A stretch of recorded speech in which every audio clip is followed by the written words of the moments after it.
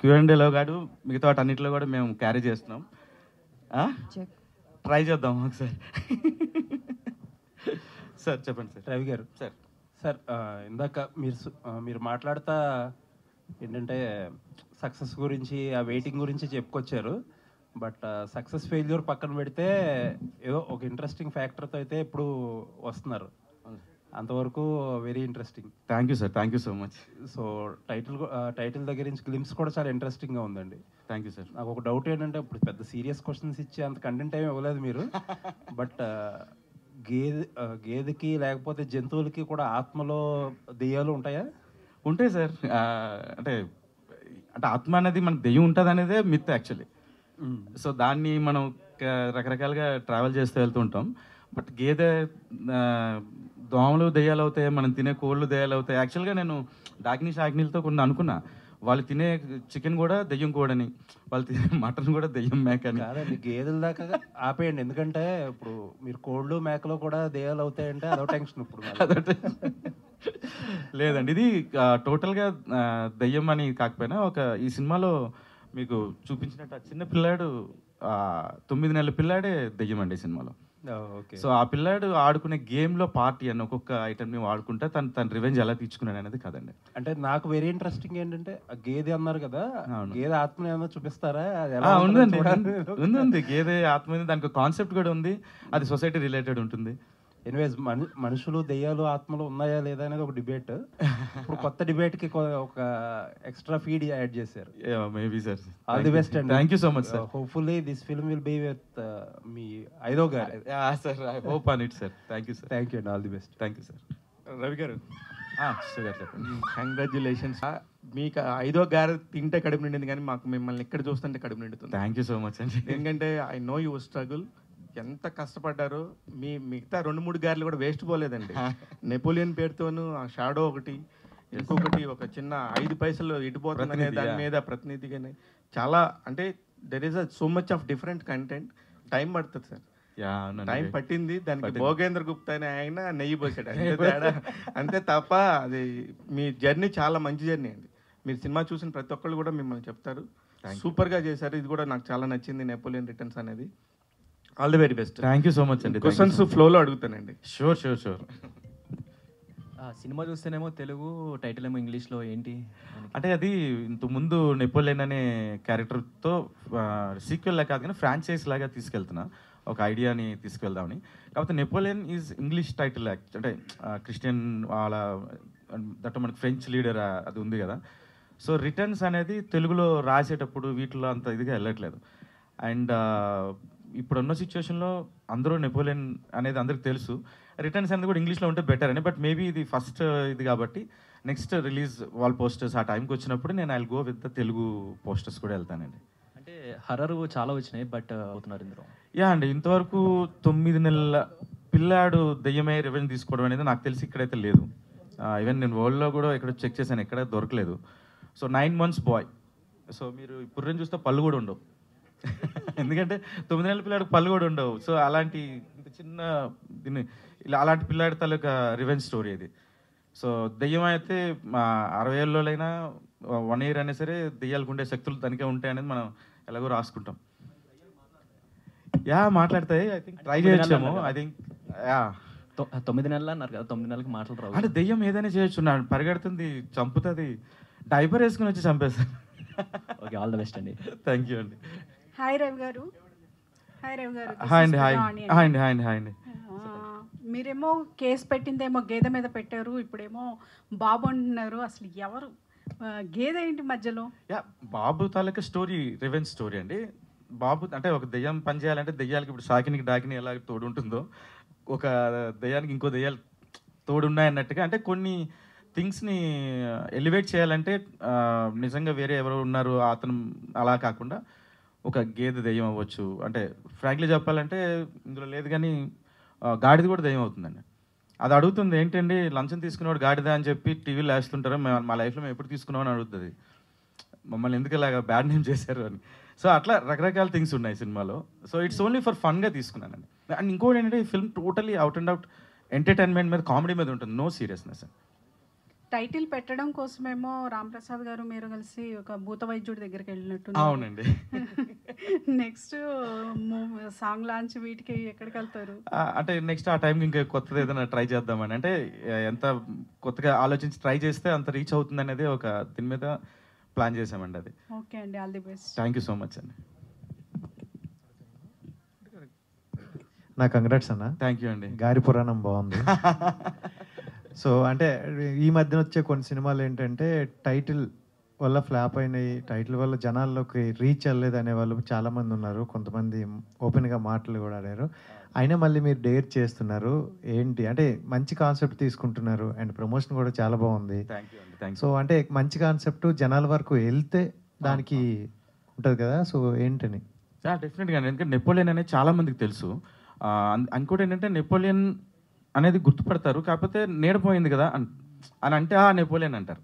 నన్ను కూడా ఆనందరావు అనేకంటే నీడపోయిన ఆయన కదా మీరు అని అడుగుతుంటారు సమ్టైమ్స్ ఎప్పుడైనా బయట కనిపిస్తే. సో నెపోలియన్ అనేది గ్రాండ్గానే వెళ్ళింది. అండ్ ఇప్పుడు కూడా మేము టైటిల్ ఇంగ్లీష్ టైటిల్ గురించి కాంట్రవర్సీస్ అవుతూ ఉంటాయి అండ్ గెస్ట్లు ఎవరు రారు అని ఉంటారు. అందుకే నేను 2 గెస్టులని, సెలబ్రిటీ గెస్టులు, సాకిని డాకిని అని చాలా ఫేమస్ దెయ్యాలు. సో దెయ్యాల సినిమా చేస్తున్నాం కాబట్టి సెలబ్రిటీ దెయ్యాలను తీసుకొద్దామని చెప్పి ఇట్లాగే ట్రై చేసాం. సో కొత్తగా ట్రై చేసుకుంటూ ముందుకు వెళ్తున్నామండి. ఇంకా అంటే ఈ మధ్య కాలంలో హర్రర్ మూవీస్ వచ్చి ఎక్కువగా కామెడీ చూపిస్తున్నారు, అదే జనాలు కూడా ఎక్కువ యాక్సెప్ట్ చేస్తున్నారు. సో దీంట్లో చూసుకుంటే మన రామ్ ఒకరినే పెట్టారు, ఇంకెవరిని? ఉన్నారు రఘుబాబు గారు కానీ రఘువన్ భార్గవ్ గారు చాలా మంది ఉన్నారు. సో ఇప్పుడు గ్లిమ్స్ వరకు మాత్రం నేనంటే ఎలాంటి సినిమా ఎలాంటి కలర్ అని చెప్పడానికి మాత్రమే ఇది రిలీజ్ చేసామండి. అండ్ రామ్ ప్రసాద్ గారిని అంటే చాలా మంది ఎగర్లీ వెయిటింగ్ ఎలాంటి స్టోరీస్ తో వస్తారని. కొంతమంది డైరెక్టర్లు ఏదో ఫ్రెండ్ క్యారెక్టర్ అంటే సో సెపరేట్ గా అలా ఏదో వచ్చి వెళ్ళిపోయినట్టు ఉంచుతున్నారు. ఇంపార్టెంట్ క్యారెక్టర్ ఇచ్చి మాకు చూపిస్తారా దగ్గరికి? 100% అండి. 3 క్యారెక్టర్స్ ఇంపార్టెంట్ అండి. రామ్ ప్రసాద్ గారు, దివి గారు కరెక్ట్. కంగ్రాచులేషన్స్. అంటే మీ మంచి క్యారెక్టర్ చేస్తున్నారని అర్థమవుతుంది. అంటే ఆఫ్టర్ కొంతమంది హౌస్ నుంచి వచ్చిన తర్వాత సో ఏ సినిమా పడితే ఆ సినిమా చేస్తూ వెళ్తూ ఉంటారు. బట్ మీ దగ్గరకు వచ్చేసరికి చాలా సెలెక్టెడ్గా వెళ్తున్నట్టున్నారు. అంటే హీరోయిన్గా చేస్తున్నారు, మంచి మంచి క్యారెక్టర్స్ ప్లే చేస్తున్నారు. లాస్ట్గా హరికథలో కూడా వెబ్ సిరీస్లో మంచి క్యారెక్టర్ చేశారు. సో ఏంటి ప్లానింగ్, ఏంటి ఎలా ఉంది, ఏంటి ఏం చేస్తున్నారు? అంటే ఎక్కువ ఛాన్సెస్ వస్తున్నా కూడా సెలెక్టివ్గా వెళ్తున్నారా లేకపోతే వచ్చినవి చేసుకుంటున్నారా? లేదు, ఈ సెలెక్టివ్గానే. అంటే మన కథ చాలా మంచి కథ. రవి గారు చెప్పినప్పుడు అసలు ఇంకెవ్వరికి చెప్పొద్దు ప్లీజ్, ఇంకా ఇక్కడికి నా వరకే వదిలేసేయండి, ఇంకెవరికి చెప్పొద్దు అని చెప్పేసి మాట్లాడడం జరిగింది. కథ బాగుంటే really think I will grab that opportunity. అసలు వదులుకునే ఛాన్సే లేదు. దెయ్యం ఇంత అందంగా ఉంటుందా? యాక్చువల్లీ దెయ్యాలు ఇంత అందంగా ఉంటాయా రవి గారు? అందంగా ఉన్న అమ్మాయిలే కదా దయ్యంగా మారేది. ఇది కొత్త కాన్సెప్ట్, ఇది నాకు తెలియదు. అందంగా ఉన్న వాళ్ళు దెయ్యాలుగా మారుతారా? అమ్మాయిలు అంటేనే అందంగా ఉంటారు. మమ్మల్ని బాధ పెడితే మేము దయ్యాలా మారుతాము. మీరు రెగ్యులర్ గా మారుతుంటారా? మారుతూ ఉంటాము. నాకు తెలుసు. మీరు ఇంకో క్వశ్చన్ అడిగితే మారిపోద్ది ఇప్పుడే. అదే రామప్రసాద్ గారు, కనిపించినప్పుడు ఏదో ఉన్నాము అలా వెళ్ళిపోయి చేసేసి పక్కకి వెళ్ళిపోకుండా ఇలాంటి సినిమాలకి మీరు కనుక కొంచెం బాగా సపోర్ట్ చేస్తే ప్రమోషనల్ పాయింట్ ఆఫ్ వ్యూలో కూడా సినిమాలు చాలా బతుకుతాయి సార్. ఎందుకంటే మీకున్న ఫ్యాన్ బేసు, మీకున్న ఫాలోయింగ్ ఎంటైర్లీ డిఫరెంట్. అది మీకు తెలుస్తుందో తెలీదో నాకు తెలియదు, కానీ మొన్న ఈటీవీ 30 ఈవెంట్లో చూసినప్పుడు చిరంజీవి గారు కూడా ఆయన రిఫ్రెష్ అవ్వటం కోసం మీ ఈవెంట్స్ చూసి నేను ఎంజాయ్ చేస్తానని చెప్పారు అంత పెద్ద స్టేజ్ మీద. అవును సార్, చాలా. మీరు కొంచెం సినిమాలకి సపోర్ట్ చేయండి సార్.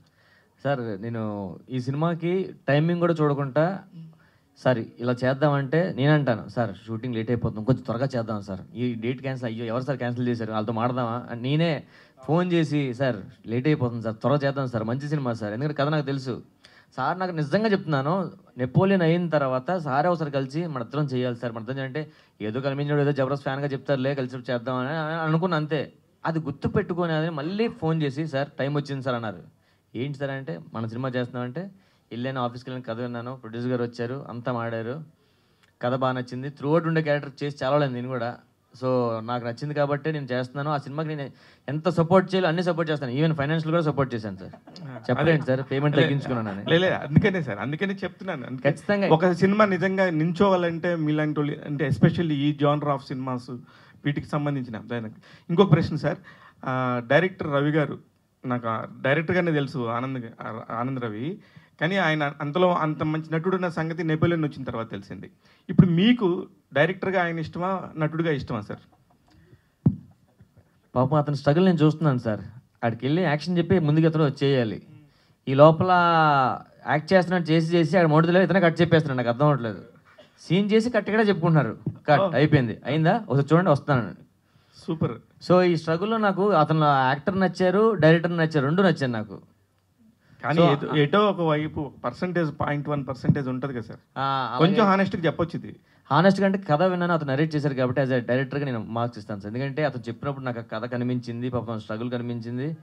సో అందుకని నేను యాజ్ ఎ డైరెక్టర్గా ఇస్తాను 1 మార్క్. సూపర్. అయితే ఈ ఒక్క ప్రశ్న, భోగేంద్ర గుప్తా గారు అసలుకి మామూలుగా బేరాలాడ్డు. అంటే ఒక నిజమైన ప్రొడ్యూసర్కి ఉండాల్సిన లక్షణం సార్. నేను కామెడీకి చెప్పట్లేదు. భోగేంద్ర గుప్తా గారు మీకు నిజంగా చాలా మంచి లక్షణాలు, పెద్ద ప్రొడ్యూసర్ అవుతారని నేను గత సినిమాల్లో కూడా చెప్పాను. ఇట్లాంటి సినిమాకి ఆయన వైపు నుంచి మీరు ఆలోచించింది ఏంటి సార్? సార్ నేను భోగేంద్ర గుప్తా గారు ఎప్పుడు కలలేదు. ఈ సినిమా అప్పుడే కలిసి ఇద్దరం రూమ్లో సార్ అన్నారు, సార్ రెమ్యునరేషన్ విషయాలు ఏమంటే ఫైనాన్షియల్ విషయాలు సార్ మాడతారంటే రాగానే వచ్చారు, తలుపు గడ పెట్టారు, ఒక గ్రీన్ టీ పెట్టారు, అది తాగుతూ చాలా కన్విన్స్ సార్. తెలియకుండా మనం ఏమవుతుందంటే కన్విన్స్ అయిపోతామట, నా కోసం చేయండి సార్. చాలా నీట్గా మాట్లాడిన తర్వాత సరే అవన్నీ ఎందుకు, కథ బాగుంది చెప్తున్నాను సార్. నాకు ఎప్పుడైనా అవసరం ఉంటే నేను వేరే విషయాలు చెప్తున్నాను. చాలా ఫ్రెండ్లీగా ఉంటారు. లొకేషన్కి వస్తే ఏం కావాలి సార్, అన్ని బాగానే ఉన్నాయా, ఏం కావాలి అంటే మనం ఇచ్చిన దాంట్లో బెస్ట్ ఇస్తే చాలు సార్. నాకు అది ఇచ్చారు అతను. నేను మాట్లాడిన తక్కువైనా సరే, అది ఏం చేసినా సరే అతను నెక్స్ట్ సినిమాకి ఎంత ఇస్తారు కూడా ఎక్స్పెక్ట్ చేయగలను. ఇంకా కాదు సార్, ఇంకా కంటిన్యూ. ఇది ఒకసారి పరిచయం కదా, మొదటి పరిచయం కదా, ఇంకా మనం ఇండస్ట్రీ నుంచి వెళ్ళిపోయిన దాకా ఆయనతో పరిచయం తప్పదు మనకి. నాకు అర్థమైపోయింది సార్. అది మంచి అసలు సినిమా స్టార్టింగ్ ఇంకా షూటింగ్ స్టార్ట్ అయ్యి ఒక షెడ్యూల్ అయిన తర్వాత పార్టీ పెట్టుకుంటారు. మన ఊరికే సినిమా స్టార్ట్ అవ్వకుండా ఒక పెద్ద పార్టీ ఇచ్చారు సార్ అతను. ఇస్తాడు సార్, అలాంటి వాటితోనే పడేస్తాడు భోగేంద్ర గుప్తా గారు. సార్ నిజంగానే ఇప్పుడు ఇండస్ట్రీలో ఒక డైరెక్టర్ని కానీ హీరోని కానీ అప్రోచ్ అవ్వాలంటే ఖచ్చితంగా వాళ్ళ ముందు ఉండాల్సింది హిట్ అనే 2 ఎక్స్ట్రాలు. అవునండి. వాటిని పట్టించుకోకుండా ఒక ఇట్లాగా ఆనందరావు అండి ఇప్పటి నుంచి లేడు సార్, ఎప్పుడు 2005-6 నుంచి కష్టపడుతున్నాడు, స్ట్రగుల్లో ఉన్నాడు. అలాంటి ఒక స్ట్రగుల్ ఉన్న వ్యక్తిని మీరు నమ్మి ఈ రోజున ఇక్కడ దాకా తీసుకురావడం అనేది చాలా పెద్ద విషయం. First of all congratulation sir. Thank you అండి. మీరు ఏ పాయింట్లో మీరు అంటే మీరు చెప్పింది కొంచెం ఎగ్జాగరేషన్ ఏమో. రవి గారే నాకు సినిమా నేర్పించారు. నెపోలియన్కి ముందు అసలు నాకు ఒక సెకండ్, నెపోలియన్కి ముందు నేను ఏ రోజు షూటింగ్ కూడా వెళ్ళింది లేదు. నాకు ఫ్రెండ్స్ ఉన్న ఇండస్ట్రీలో రవి గారే యాక్చువల్గా చెప్పాలంటే మా బిగ్ బాస్. ఇవాళకి నా దగ్గర ఇంకా నేను డిజిటల్ ఫిల్మ్స్ కూడా చేస్తుంటాను. వాటిలో డైరెక్టర్తో డిస్కషన్లు ఉంటాయేమో కానీ రవి గారి దగ్గర డిస్కషన్ ఎప్పుడు ఉండదు. ఆయన ముందు రోజు వచ్చి ఇవ్వండి తీస్తున్నానంటే తీయించుకోవడం అంతే. ఎందుకంటే ఆయన మీద నాకున్న గౌరవం అలాంటిది. గౌరవం అని అంత పెద్దవాడు కాదు కానీ ఆయన అంటే ఒక బిగ్ బాస్ టైప్ మాకు. కరెక్టే. ఆల్రెడీ ఇండస్ట్రీలో కొద్దిగా నేర్చుకుంటే ఇంకా బిగ్ బాస్ ఎవరైతే నేర్పించారో ఇంకా వాళ్ళతో అవసరం ఉండదు. అయ్యో అలాగే ఉండదండి, అదే ఇండస్ట్రీ కదా సార్. లేదు మాకు ఎప్పుడు బిగ్ బాస్ ఆయనే. నేను ఇంకొక సబ్జెక్టులు ఏదైతే రెడీ చేస్తానో అవి కూడా ఆయనకి వినిపిస్తుంటాను నేను. Super sir. ఈ సినిమా ద్వారా ఒక నిమిషం, బికాస్ ప్రతిదానికి సక్సెస్ కొలమానం కాదండి, అది నమ్ముతాను నేను. ఎందుకంటే నేను బిజినెస్ ఫీల్డ్ నుంచి వచ్చాను. ఒక్కొక్కసారి టైమ్లీ కొన్ని సక్సెస్ ఉంటాయి, కొన్నిసార్లు కొంచెం లేట్ అవ్వచ్చు. బస్ స్టాండ్కి వెళ్తే మన బస్సు ముందు రావచ్చు, ఇంకోటి బస్సు తర్వాత రావచ్చు, బట్ బస్సు రావడం మాకు ఖాయం, అది నమ్ముతాను నేను. అట్లా మా రవి గారికి కూడా కొంచెం లేట్ అయ్యి ఉండొచ్చు, కొంచెం నేను ఆస్ట్రాలజీ కూడా నమ్ముతాను, అట్లన్నిటి వల్ల కూడా అయ్యి ఉండొచ్చు మేబీ, బట్ రావటం మాత్రం ఖాయం, అది నమ్ముతాను నేను ఎప్పుడు. ప్రతి మనిషికి ఆ ఎఫెక్ట్ ఉంటే కంపల్సరీ హిట్ కొడతాం, సక్సెస్ అనేది మన పక్కనే ఉంటుంది. Super sir. రవి గారు మీకు అయిపోయింది, ఆస్ట్రాలజీ ప్రకారం కూడా చెప్పేశాడు, ఇక నుంచి మనం పార్టీలు చేసుకోవాలి. సో బేసిక్గా క్వశ్చన్ సార్, పురి అక్కడ పెట్టండి సార్ మైక్, పురి దగ్గర. పేరు నాకు ఇంకా పేరు పెట్టలేదు. 9 నెలలకు పేరు పెడతారు కదండి ఆల్రెడీ. పేరు పెట్టకపోవడం ఏంటి? మీ అమ్మ నాన్నలు ఎవరు అసలు? ఆదిత్య రోబో సృష్టికర్త శంకర్ వశీకర్ అయితే, ఈగ సృష్టికర్త రాజమౌళి అయితే, నా సృష్టికర్త ఆనంద్ రవి అండ్ భోగేంద్ర గుప్తా. అమ్మ బాగా ఎక్కువ మాట్లాడుతున్నావు. సినిమాలో కూడా అలాగే మాటలు ఉంటాయండి, ఓన్లీ హర్రర్గా కామెడీయా? మిమ్మల్ని భయపెడతాను, నవ్విస్తాను, అలరిస్తాను, ఆడతాను, పాడతాను. ఓకే, బాగుంది. అయితే ట్రైలర్ అంటే గ్లిమ్స్ కూడా చాలా బాగుంది. Thank you. ముందుగా మీ అందరికీ నమస్తే. నమస్తే. ఇక్కడికి వచ్చిన నమస్తే మిత్రులకు అండ్ ఎలక్ట్రానిక్ మీడియా వారికి అందరికీ ధన్యవాదాలు. తెలుగే కాదు, పరిచయం కూడా బాగా చేసుకుంటున్నాడు అందరికీ. అంటే సినిమాలో ఇంకా బాగా దగ్గర అవ్వాలి కదా. ఆల్ ద బెస్ట్ అయితే, bye. Thank you so much. మళ్ళీ నెక్స్ట్ ఫంక్షన్ కూడా మీరు ఇంతే ఎంకరేజ్ చేసి అందరూ హ్యాపీగా మళ్ళీ రావాలి. ఈ సినిమాని పెద్ద సక్సెస్ చేయాలి. అయిపోయిందా? పాలు కూడా పట్టిస్తావు? నేను పాలు తాగను, రక్తం తాగుతా. ఆనంద్ రవి గారు సరే, అంటే బేసిక్గా హారర్ ఉన్నాయండి. అది కొంచెం దెయ్యాల సినిమా అంటేనే మర్రి చెట్లు లేని దెయ్యాల సినిమా ఉండదు. సో అట్లా అవుట్డోర్లో రిస్క్ అని ఏం లేదు కానీ బట్ కన్స్ట్రక్టివ్గా ఒక కంట్రోల్ లొకేషన్స్లోనే జాగ్రత్తగా చేసామండి. అంటే ఎలాంటి లొకేషన్స్లో చేశారు? అంటే రియల్ అంటే డిఫరెంట్ లొకేషన్స్ అంటే ఒక అంటే ఇందులో చేతబడులు అవన్నీ చాలా రెగ్యులర్గా మనం చూస్తుంటాము. బట్ ఇందులో ఒక కొత్త రకమైన తోడేల్ని పెట్టుకుని ఒక పూర్తిగా కొత్త మంత్రాలు కొత్త పూజలు రాసాము. It's like continue new. అందుకని సో అంత రిస్క్ అయితే ఏం లేదు. రవి గారు, అంటే ఎక్కువగా మనకి ఇక్కడ పుర్రిలే కనిపిస్తున్నాయి. సో మిడిల్లో కూడా అదే పెట్టారు. ఏంటి స్పెసిఫిక్గా అంటే ఆ పుర్రితో ఏమైనా ఉందా? అంటే ఆత్మ అంటే జనరల్గా ఉంటారు కదా, సో మీరు ఒక్క పుర్రిని హైలైట్ చేస్తూ అవుతుంది ఏంటి? అంటే పుర్రెతో అంటే యూజువల్గా ఇలాంటి పూజలు అవన్నీ చేసేవాళ్ళు సాధారణంగా ఆ కపాలాలు అలాంటి వాటితోనే చేస్తారు. సో అందుకని చెప్పి ఇందులో కూడా ఒక ఫిల్మ్లో ఆ చిన్నపిల్లాడి తాలూకా కపాలం మీద సినిమా ఉంటుంది. సో అందుకని అది జనంలో చాలామందికి వెళ్ళాలి అని అంటే సో వచ్చిన వాళ్ళందరికీ అసలు వాట్ కైండ్ ఆఫ్ సినిమా ఇక్కడ ఉన్నామని తెలియడం కోసం ఇంత ఎంట్రీ అదంతా చేయాల్సి వచ్చింది. Thank you sir. రవి గారు సార్. సార్ ఇక్కడ సార్ స్టార్టింగ్ నెపోలియన్ వచ్చి నీడపోయిందన్నారు. దాంట్లో ఒక క్లైమాక్స్లో ఒక మెసేజ్ ఉంది. ఇది ఏంటంటే ఒక హర్రర్ వెళ్తున్నారు, హర్రర్ ఫీల్ అండ్ డిఫరెంట్గా దయ్యమాత్మ అంటున్నారు, చిన్నపిల్లడు ఆత్మ. ఇందులో కూడా మనకు త్రూ అవుట్ ఫైనల్గా వచ్చేటప్పుడు క్లైమాక్స్ వచ్చేటప్పుడు ఏదైనా మెసేజ్తో వెళ్తున్నారా లేదంటే ఓన్లీ ఫన్ అండ్ ఎంటర్టైన్మెంటా? 98% ఫన్ అండ్ ఎంటర్టైన్మెంట్ అండి. నో మెసేజెస్, నథింగ్ అండి. ఒకే ఒక సిచ్యువేషన్లో అంటే ఇప్పుడు నెపోలియన్లో మీరు చూసి ఉండొచ్చు, జస్ట్ చిన్నగానే నడునొప్పి అనేది స్పీడ్ బ్రేకర్ల వల్ల వస్తుంది అనేది జస్ట్ అలా చెప్పాలి వెళ్ళిపోతుంది కదా. అలాగే ఇందులో 1 or 2 ఇష్యూస్ ఉంటాయి తప్పితే it's not at all no society messages కానీ అలాంటిది ఏం లేదు. ఇట్స్ ఓన్లీ అలాగని ఏంటి ఆలోచనలు చెడు ఆలోచనలకు వెళ్ళేంత ఇది కూడా కాదు. ఇట్స్ లైక్ ఒక ప్యూర్లీ ఎంటర్టైన్మెంట్, సరదాగా వచ్చి నవ్వుకుని వెళ్ళిపోయే కదండి. అండ్ ఎలాంటి సినిమాలకి అంటే ఎంటర్టైన్మెంట్ విత్ హర్రర్ మ్యూజిక్ అనేది చాలా ఇంపార్టెంట్ కీ రోల్ ప్లే చేస్తుంది.